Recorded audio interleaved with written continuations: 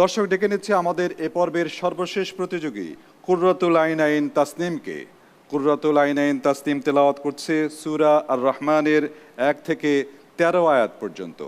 আল্লাহু আল্লাহু আল্লাহু আল্লাহ। আসসালামু আলাইকুম। আউযু বিল্লাহি মিনাশ শাইতানির রাজীম।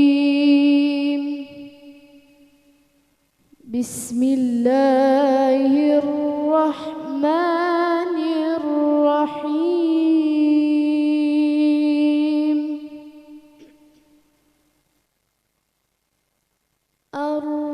الرحمن علم القرآن خلق الإنسان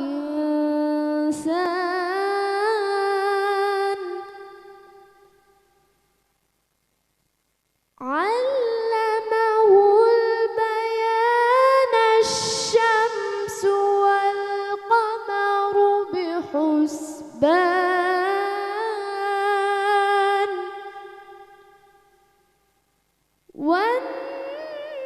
والنجم والشجر يسجدان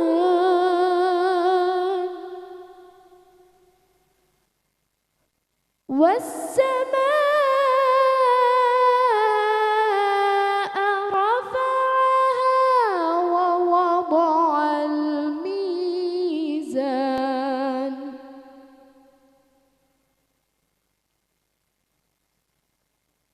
ألا تطغوا في الميزان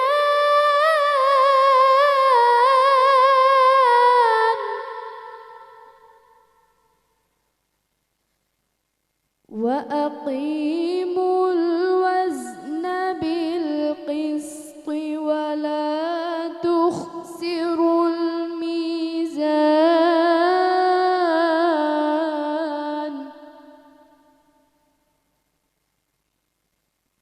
والأرض وضعها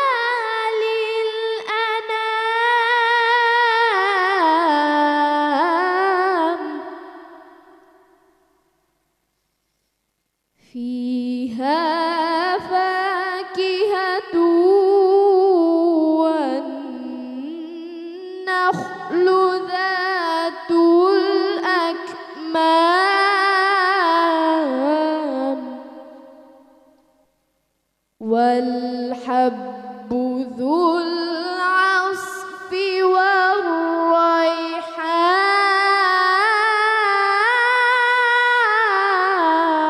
والريحان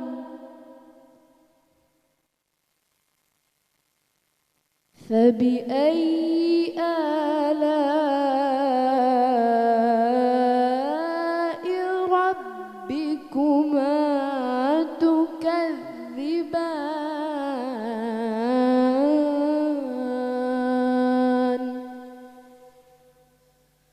صدق الله العلي العظيم।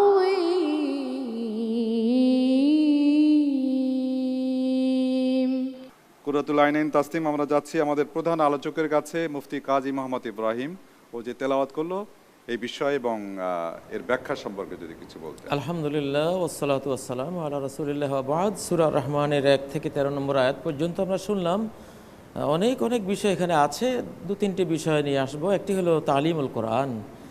আল্লাহ তাআলা নিজেই কোরআনের শিক্ষা দিয়েছেন, কোরআন শিক্ষা দিয়েছেন। মুআল্লিম তিনি, তারপরে জিবরাইল আমিন কোরআনের মুআল্লিম, তারপর মুহাম্মদুর রাসূলুল্লাহ সাল্লাল্লাহু আলাইহি ওয়াসাল্লাম। পৃথিবীতে কত হাজার প্রাণী আছে, কিন্তু আল্লাহ বলছে এটা তোমাদের জন্য, মানুষদের জন্য এটা সৃষ্টি। এখানে খেজুরের প্রসঙ্গে এসেছে। এখন তো রমজান মাস, খেজুরের সাথে রমাদানের বিরাট সম্পর্ক। নবী সাল্লাল্লাহু আলাইহি ওয়াসাল্লাম ইফতারের মধ্যে তো খেজুরকেই প্রাধান্য দিতেন।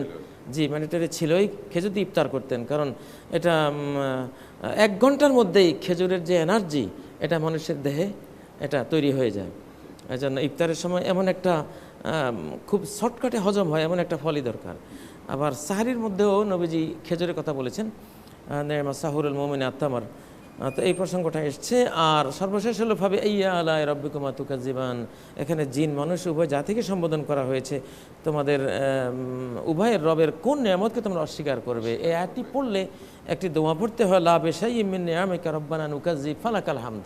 আপনার কোনো নিয়ামতকে আমরা অস্বীকার করি না, অতএব সকল প্রশংসা গুণগান আপনারই পাওনা। আল্লাহ তাআলা আমাদেরকে তৌফিক দান করুন। ধন্যবাদ।